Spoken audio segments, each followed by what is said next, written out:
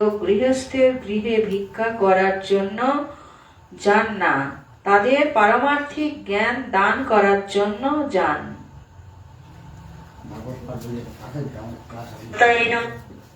অনুবাদে বলছেন 15 নম্বর অনুবাদে বলছেন যে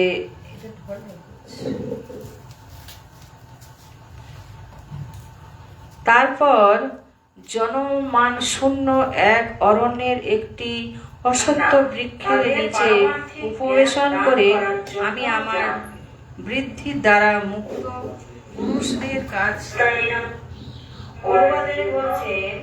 পুরুষদের কাছে গিয়ে বলছেন যে পুরুষদের কাছ থেকে ঠিক যেভাবে শ্রবণ করেছিলাম সেই বর্ণনা অনুসারে আমার অন্তরের অন্তঃস্থলে বিরাজমান পরমাত্মার দান করতে শুরু করেছিলাম। তাৎপর্য বলছেন, ধ্যান নিজের ইচ্ছামতো করা যায় না। সদ্গুরুর মাধ্যমে শাস্ত্রের পারমাণিক নির্দেশ অনুসারে যজ্ঞের পন্থা সম্বন্ধে যথাযথভাবে অবগত হয়ে এবং বুদ্ধিকে যথাযথভাবে পরিচালিত করে সমস্ত জীবের হৃদয়ে বিরাজ করেছেন। যে পরমাত্মা তার ধ্যান করতে হয়, যে ভক্ত তার সদ্গুরুদেবের নির্দেশ অনুসারে প্রতিপূর্বক ভগবানের সেবা করেছেন, তার মধ্যে এই চেতনা দৃঢ়ভাবে বিকাশিত হয়।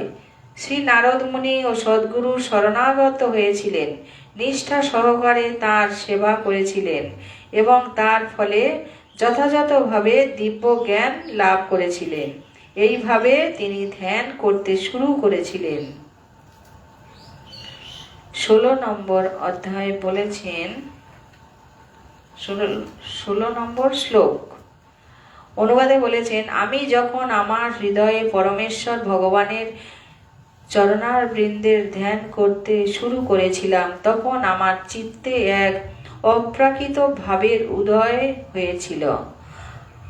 আমার চক্ষুদয় অশ্রু প্লাবিত হয়েছিল এবং অচিরেই পরমেশ্বর ভগবান শ্রী হরির আমার হৃদয় কমলে আবির্ভূত হয়েছিলেন। তাৎপর্য বলছেন, এখানে ভাব কথাটি অত্যন্ত তাৎপর্যপূর্ণ। ভগবানের প্রতি অপ্রাকৃত অনুরাগের ফলে ভাব প্রাপ্ত হওয়া যায়। ভগবত ভক্তির প্রথম স্তরটি হচ্ছে শ্রদ্ধা এবং ভগবানের প্রতি এই শ্রদ্ধা বর্ধিত করার জন্য ভগবানের শুদ্ধ ভক্তের সঙ্গ করতে হয়। সেটি হচ্ছে দ্বিতীয় স্তর। তৃতীয় স্তরটি হচ্ছে ভগবত ভক্তির বিধান অনুসারে ভগবানের ভজন করা। এই ভজন ক্রিয়ার ফলে সব রকমের অনর্থ নিবৃত্তি হয়, অর্থাৎ সব রকমের জড় আসক্তির নিবৃত্তি হয় এবং ভগবত ভক্তির পথে অগ্রসর হওয়ার সমস্ত পরিবর্ধকগুলি দূর হয়ে যায়। অনর্থক নিবৃত্তির পর পারমার্থিক বিষয়ের প্রতি প্রগাঢ় নিষ্ঠার উদয় হয় এবং তার ফলে ভগবত ভক্তি অনুশীলনের প্রতি রুচি বর্ধিত হয়। তার থেকে আসক্তির উৎস উদয় হয় এবং তারপর ভাবের উদয় হয়। এই ভাব হচ্ছে ভগবানের প্রতি অন্যান্য ভক্তির প্রাথমিক স্তর। পূর্বলিখিত এই সমস্ত স্তরগুলি হচ্ছে ভগবানের প্রতি অপ্রাকৃত প্রেমের ক্রম বিকাশের স্তর।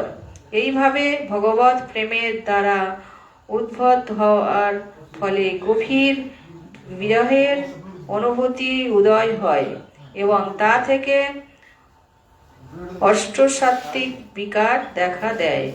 ভক্তের চোখ দিয়ে যে অশ্রু ঝরে পড়ে তা ভগবত প্রেমের স্বাভাবিক প্রতিক্রিয়া এবং যেহেতু শ্রী নারদ মুনি তার পূর্ব জীবনের গৃহত্যাগ করার পর অতি শীঘ্র ভগবত ভক্তির এই অতি উন্নত স্তরে অধিষ্ঠিত হয়েছিলেন, তার ফলে যিনি সব রকমের জড় কলুষ থেকে মুক্ত চিন্ময় ইন্দ্রিয়ের দ্বারা তার হৃদয়ের ভ্রান্তরের পরমেশ্বর ভগবানের দর্শন করতে পেরেছিলেন। 17 নম্বর শ্লোকে বলেছেন অনুবাদে, হে ব্যাসদেব, এই সময় প্রবল আনন্দের অনুভূতিতে অভিভূত হয়ে পড়ার ফলে আমার দেহের প্রতিটি অঙ্গ প্রত্যঙ্গ পুলকিত হয়েছিল। আনন্দের সমুদ্রে নিমগ্ন হয়ে আমি সেই মুহূর্তে ভগবানকে এবং নিজেকেও দর্শন করতে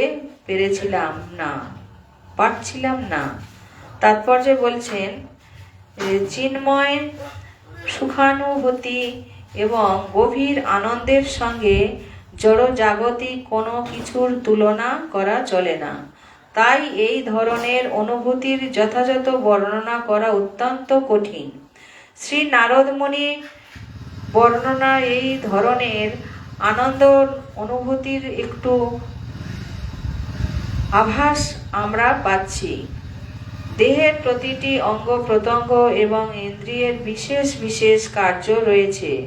ভগবানকে দর্শন করার পর প্রতিটি ইন্দ্রিয় ভগবানের সেবা করার জন্য সম্পূর্ণরূপে সচেতন হয়ে ওঠে, কেননা মুক্ত অবস্থায় ইন্দ্রিয়গুলি ভগবানের সেবায় সম্পূর্ণরূপে কার্যকারী হয়। দিব্য আনন্দের ইন্দ্রিয়গুলি ভগবানের সেবা করার জন্য স্বতন্ত্রভাবে পুনর্জীবিত হয়ে ওঠে। তার ফলে নারদ মুনি একই সঙ্গে তার স্বরূপ দর্শন করে এবং ভগবানকে দর্শন করে আত্মহারা হয়েছিলেন। 18 নম্বর শ্লোকে বলেছেন, ভগবানের অপ্রকৃত রূপ যথাযথভাবে মনের বাসনা পূর্ণ করে এবং সব রকমের মানসিক বৈষম্য দূর করে। তার সেই রূপ দর্শন করতে না পেরে অত্যন্ত প্রিয় বস্তু হারালে মানুষ যেভাবে বিচলিত হয়ে পড়ে, সেইভাবে বিচলিত হয়ে আমি হঠাৎ উঠে দাঁড়িয়েছিলাম। তাৎপর্য বলছেন, ভগবান যে নিরাকার নন তা নারদ মুনি উপলব্ধি করেছিলেন, কিন্তু তার রূপ আমাদের অভিজ্ঞ তাল্লভ্য সমস্ত জড় রূপের থেকে ভিন্ন। আমাদের জীব শব্দাশ্রয় আমরা জড় জগতের বিভিন্ন রূপ দর্শন করে থাকি, কিন্তু তাদের কোনটি আমাদের চিত্তকে সন্তুষ্ট করতে পারেন না এবং মনের সব রকম চঞ্চলতা দূর করতে পারেন না। কিন্তু ভগবানের অপ্রাকৃত রূপের বৈশিষ্ট্য হচ্ছে যে সেই রূপ একবার দর্শন করলে আর অন্য কোনো কিছুই প্রতি আসক্তি থাকে না। এই জড় জগতের কোনো রূপ তখন তাকে সন্তুষ্ট করতে পারেন না। শাস্ত্রে যে ভগবানকে অনেক সময় ও রূপ বা নিরাকার বলা হয়, তার অর্থ হচ্ছে যে তার রূপ জড় নয়। আমরা সকলেই হচ্ছি চিন্ময় জীব, তাই পরমেশ্বর ভগবানের অপ্রাকৃত রূপের সঙ্গে নিত্য সম্পতিক হয়ে আমরা জন্ম জন্মান্তরের ভগবানের সেই রূপের অনুসন্ধান করছি এবং জড় জগতের কোনো রূপ দর্শন করে আমরা সন্তুষ্ট হতে পারছি না। নারদ মুনি দক্ষিণের জন্য সেই রূপ দর্শন করেছিলেন, ক্ষণিকের জন্য নারদ মুনি ক্ষণিকের জন্য সেই রূপ দর্শন করেছিলেন এবং সেই রূপ পুনরায় দর্শন না করতে পেরে তিনি অত্যন্ত বিচলিত হয়ে সেই রূপের অন্বেষণ করার জন্য তড়িৎ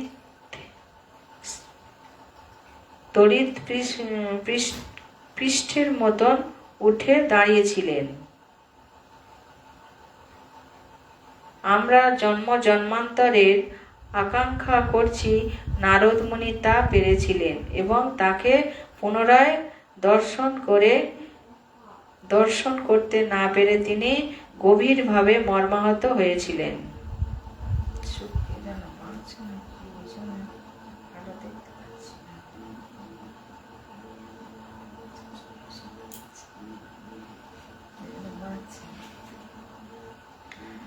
রাধে 19 নম্বর শ্লোকে বলেছেন, আমি ভগবানের সেই অপ্রাকৃত রূপ আবার দর্শন করতে চেয়েছিলাম, কিন্তু তাকে পুনরায় দর্শন করার আশায় একাগ্র চিত্তে হৃদয় ভ্রান্তরের দর্শন করার চেষ্টা করা সত্ত্বেও তাকে আমি আর দেখতে পাইনি, এবং এইভাবে অতৃপ্ত হয়ে আমি অত্যন্ত শোকাতুর হয়ে পড়েছিলাম।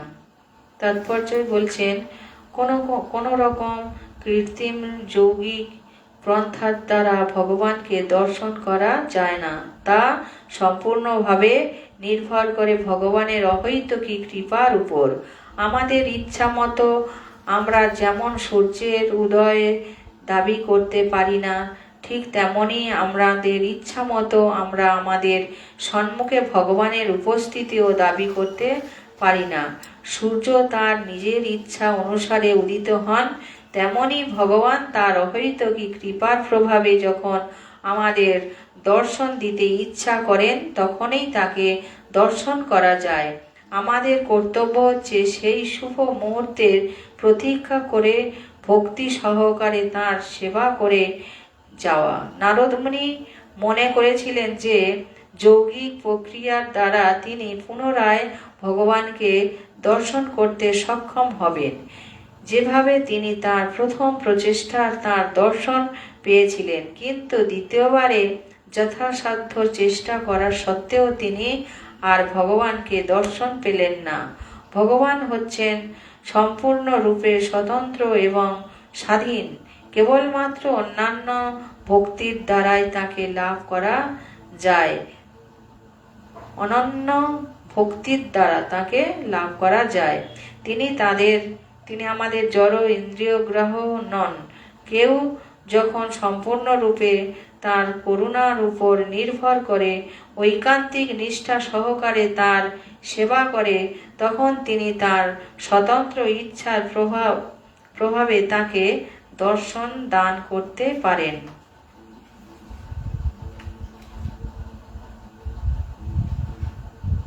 20 নম্বর শ্লোকে অনুবাদে বলছেন, সেই নির্জন স্থানে আমার প্রচেষ্টা দর্শন করে সমস্ত জড় বর্ণার অতীত হয়ে যে পরমেশ্বর ভগবান, তিনি অত্যন্ত গভীর ও শ্রুতি মধুর স্বরে আমার অন্তরের বেদনার উপশম করার জন্য কথা বলেছিলেন। জয় রাধে। তাৎপর্য বলেছেন, বেদে বলা হয়েছে যে ভগবান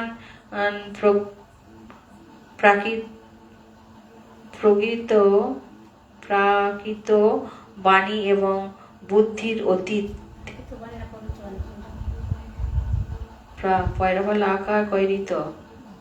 প্রাকৃত বাণী এবং বুদ্ধির অতীত, কিন্তু তবুও তার অহৈতুকী করুণার প্রভাবে কেউ যখন উপযুক্ত ইন্দ্রিয় প্রাপ্ত হন, তখন তিনি তার বাণী শুনতে পান অথবা তার সঙ্গে কথা বলতে পারেন। এটি হচ্ছে ভগবানের অচিন্ত্য শক্তি। ভগবান যাকে কৃপা করেন তখন তিনি তার বাণী শুনতে পান। ভগবান নারদ মুনির প্রতি অত্যন্ত প্রসন্ন হয়েছিলেন এবং তাই তিনি তাকে উপযুক্ত শক্তি দান করেছিলেন, যাতে তিনি তার কথা শুনতে পান। বৈদিক ভক্তির স্তরে অন্য কারোর পক্ষে কিন্তু এই সরাসরিভাবে ভগবান সম্পর্শ অনুভব করা সম্ভব নয়। নারদ মুনি যখন ভগবানের মধুর বাণী শুনতে পান, তখন তার বিরহ বেদনা কিয়দংশন উপশম হয়েছিল। ভগবানের প্রতি পরায়ণ ভক্ত সর্বদাই ভগবানের বিরহ বেদনা অনুভব করেন এবং তাই তিনি সর্বদাই দিব্য আনন্দে অভিভূত থাকেন। 21 নম্বর শ্লোকে অনুবাদে বলছেন, ভগবান বললেন, হে নারদ, এই জীবনে তুমি আর আমাকে দর্শন করতে পারবে না। যাদের সেবা পূর্ণ হয়নি এবং যারা সব রকম জড় কলুষ থেকে সম্পূর্ণরূপে মুক্ত হতে পারেননি, তারা আমাকে কদাচিৎ দর্শন করতে পারে। তাৎপর্য বলছেন, ভগবদ গীতায় পরমেশ্বর ভগবানকে পরম পবিত্র, পরম পুরুষ এবং পরম তত্ত্বরূপে বর্ণনা করা হয়েছে। তার মধ্যে একটুও জড় কলুষ নেই এবং তাই যদি কারোর মধ্যে অল্প একটু জড় আসক্তি থাকে তাহলে তিনি ভগবানের সান্নিধ্যে আসতে পারেন না। কেউ যখন জড়া প্রকৃতির অত্যন্ত অনন্ত দুটি গুণ অর্থাৎ রজগুণ এবং তমগুণের প্রভাব থেকে মুক্ত হন, তখনই ভগবত ভক্তি শুরু হয়। সেই দুটি গুণের প্রভাব থেকে মুক্ত হওয়ার লক্ষণ হচ্ছে কাম এবং লোভ থেকে মুক্ত হওয়া, অর্থাৎ ইন্দ্রিয় তৃপ্তির বাসনা থেকে মুক্ত হতে হবে এবং ইন্দ্রিয় তৃপ্তি সাধনের লোভ থেকে মুক্ত হতে হবে। সদ্গুণ হচ্ছে প্রকৃতির গুণের সমতা। সব রকমের জড় প্রভাব থেকে মুক্ত হওয়ার অর্থ হচ্ছে সৎ গুণের প্রভাব থেকেও মুক্ত হওয়া। নির্জন অরণ্যের ভগবান ধ্যান করা হচ্ছে সত্য গুণের ক্রিয়া। কেউ বনে গিয়ে পারমার্থিক সিদ্ধি লাভের প্রচেষ্টা করতে পারে, কিন্তু তার অর্থ এই নয় যে তিনি প্রক্ষান্তভাবে ভগবানকে দর্শন করতে পারবেন। সব রকমের জড় আসক্তি থেকে সম্পূর্ণভাবে মুক্ত হয়ে শুদ্ধ স্তরে অধিষ্ঠিত হলেই কেবল পরমেশ্বর ভগবানের সান্নিধ্য আসা যায়। সেই জন্য সর্বকৃত পন্থা হচ্ছে সেই স্থানে বাস করা যেখানে ভগবানের অপ্রাকৃত রূপের আরাধনা হয়। ভগবানের মন্দিরের কাছে প্রপঞ্চিত, কিন্তু বনে গিয়ে ধ্যান করাটা হচ্ছে সাত্ত্বিক ক্রিয়া। তাই কনিষ্ঠ অধিকারী ভক্তকে বনে গিয়ে ভগবানকে খুঁজে ভগবানের চর্চা বিগ্রহের অর্চনা করতে সর্বদা নির্দেশ দেয়া হয়ে থাকে। ভগবত ভক্তি শুরু হয় অর্চনা থেকে, যা বনে গিয়ে ভগবানকে খোঁজার চেয়ে অনেক উন্নত। নারদমুনি বর্তমান জীবনে বনে যাননি, কেননা সেই জীবনে তিনি সব রকমের জড় আকাঙ্ক্ষা থেকে সম্পূর্ণভাবে মুক্ত ছিলেন। তিনি তার উপস্থিতির প্রভাবে যে কোনো জায়গায় বৈকুণ্ঠে পরিণত করতে পারতেন। তিনি এক গ্রহ থেকে আরেক গ্রহে গিয়ে মানুষ, দেবতা, কিন্নর, গন্ধর্ব, ঋষি, মুনি এবং অন্য সকলকে ভগবত ভক্তে পরিণত করেন। তার কৃপার প্রভাবে তিনি প্রহ্লাদ মহারাজ, ধ্রুব মহারাজ আদি বহু ভক্তকে ভগবানের চিন্ময় সেবায় যুক্ত করেছিলেন। ভগবানের শুদ্ধ ভক্ত তাই নারদমুনি, প্রহ্লাদ মহারাজ প্রমুখ মহান ভক্তদের পদাঙ্ক অনুসরণ করে নিরন্তর ভগবানের মহিমা কীর্তন করেন। ভগবানের এই মহিমা প্রচার হচ্ছে সব রকমের জড় গুণের অতীত চিন্ময় ক্রিয়া। যারা এখন 22 নম্বর শ্লোক হচ্ছে, অনুবাদে বলছেন, হে নিষ্পাপ, তুমি কেবল একবার মাত্র আমার রূপ দর্শন করেছ এবং তা কেবল আমার প্রতি তোমার আসক্তি বৃদ্ধি করার জন্য। কেননা তুমি যতই আমাকে লাভ করার জন্য লালায়িত হবে, ততই তুমি সমস্ত জড় কামনা বাসনা থেকে মুক্ত হবে। তাৎপর্য বলছেন, জীব কখনো বাসনা রহিত হতে পারেন না। সে একটি প্রাণহীন পাথর নয়। কর্ম করা, চিন্তা করা, অনুভব করা এবং ইচ্ছা করা হচ্ছে তার স্বাভাবিক বৃত্তি।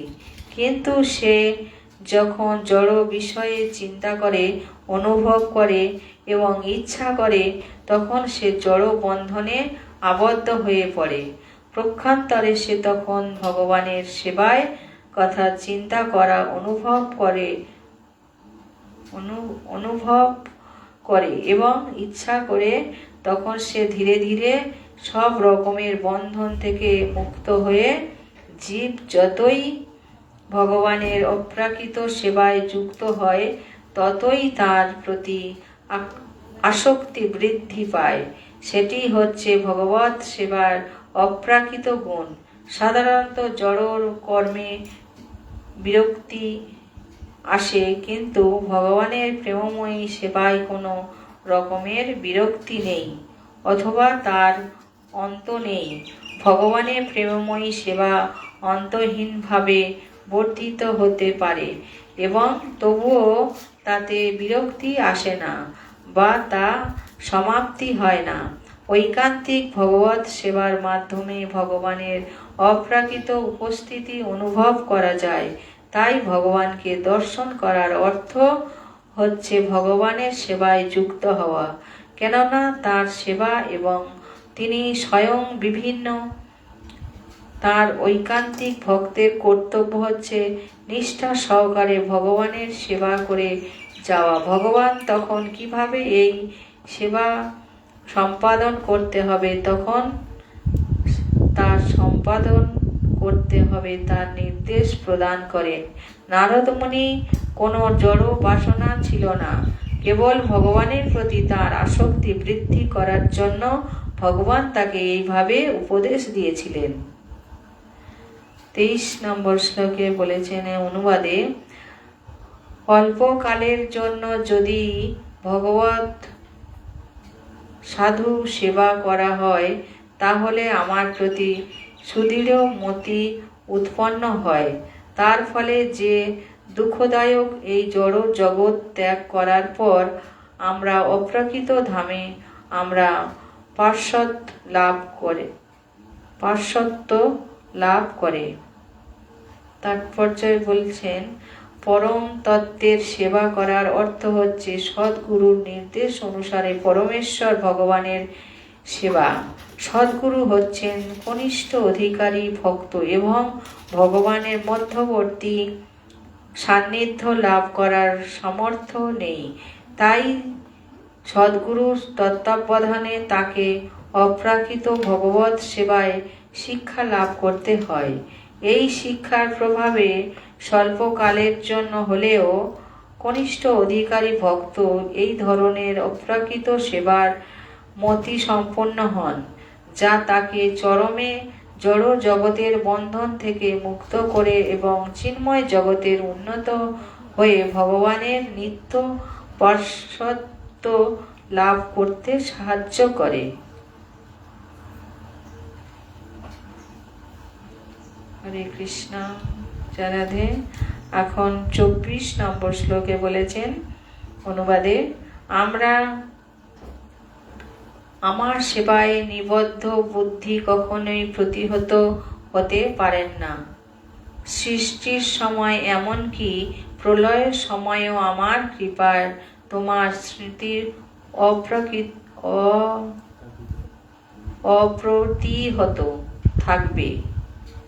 তাৎপর্য বলছেন, পরমেশ্বর ভগবানের প্রতি ভক্তিযুক্ত সেবা কখনোই বিফল হয় না। পরমেশ্বর ভগবান যেহেতু নিত্য, তাই মতি বা বুদ্ধি যখন তার সেবায় যুক্ত হয় অথবা কোনো কিছু যখন তার উদ্দেশ্য সাধিত হয়, তখন তাও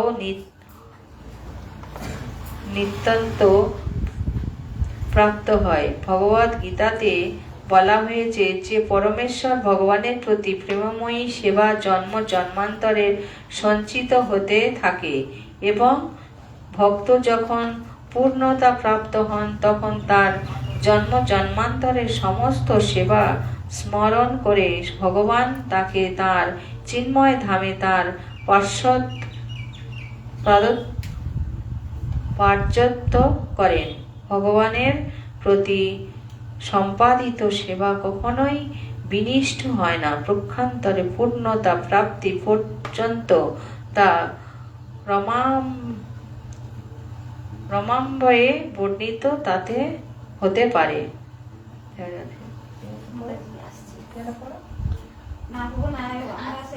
কাপড় পাল্টে নিয়েছি, ধারাগুলো ধুয়েছিলাম। আসি আবার সন্ধ্যাবেলা তো আসো।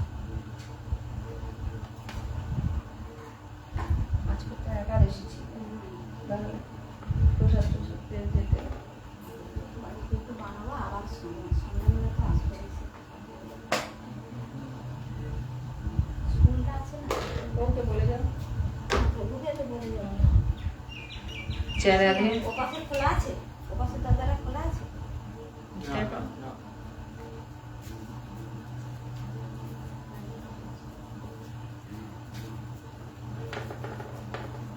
বলেছেন 25 নম্বর শ্লোক অনুবাদে বলছেন, তারপর সেই পরম ঈশ্বর যিনি শব্দের দ্বারা প্রকাশিত এবং চক্ষুর দ্বারা অদৃশ্য কিন্তু পরম অদ্ভুত, তার বাণী শ্রেয় শেষ করলেন।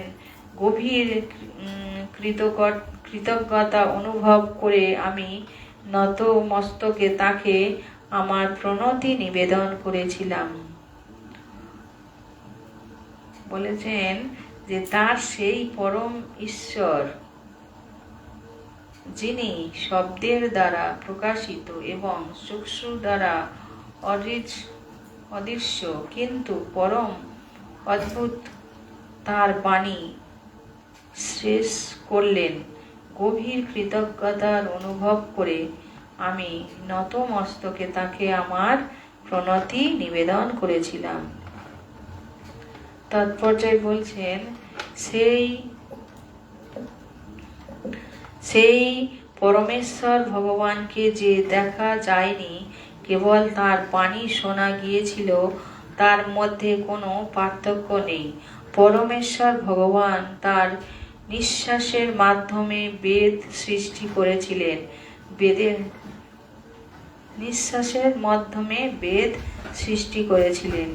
বেদের অপ্রাকৃত শব্দের মাধ্যমে তাকে দর্শন করা যায় এবং উপলব্ধি করা যায়।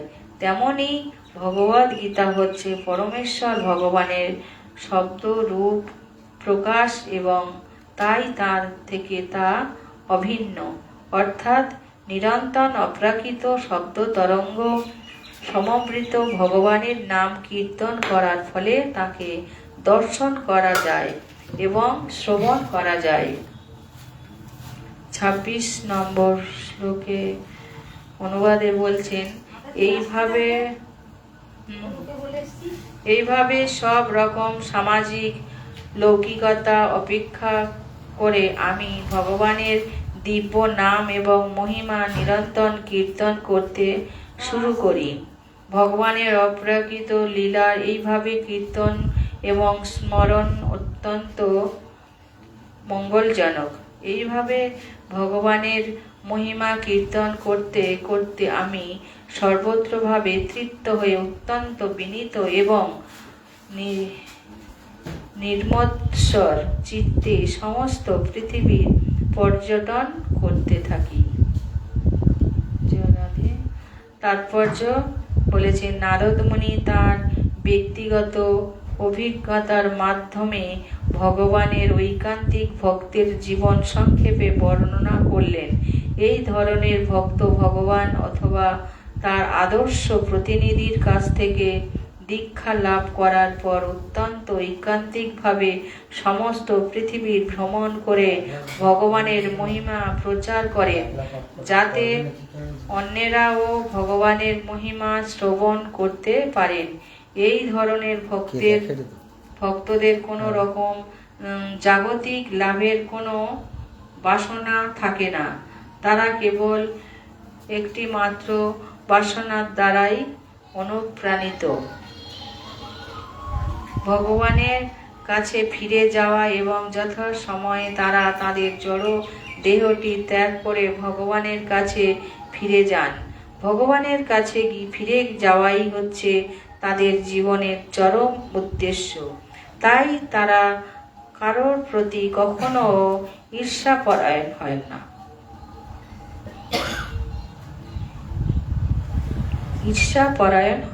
এবং ভগবানের কাছে ফিরে যাওয়ার যোগ্যতা অর্জন করেছেন বলে তারা কোনো রকম গর্ব অনুভব করেন না।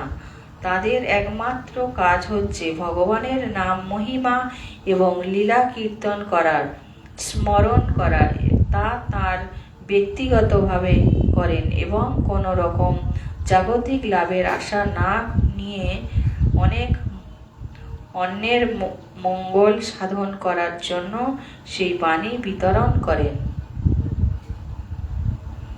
27 নম্বর শ্লোকে অনুবাদে বলেছেন, হে ব্রাহ্মণ ব্যাসদেব, আমি যখন শ্রীকৃষ্ণের চিন্তায় সম্পূর্ণরূপে মগ্ন হয়েছিলাম তখন আমার আর কোনো আসক্তি ছিল না।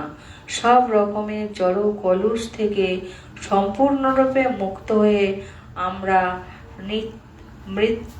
আমার মৃত্যু হয়েছিল। ঠিক যেভাবে তড়িৎ এবং আলোক যুগত প্রভাবে দেখা যায়। তাৎপর্য বলেছেন, শ্রীকৃষ্ণ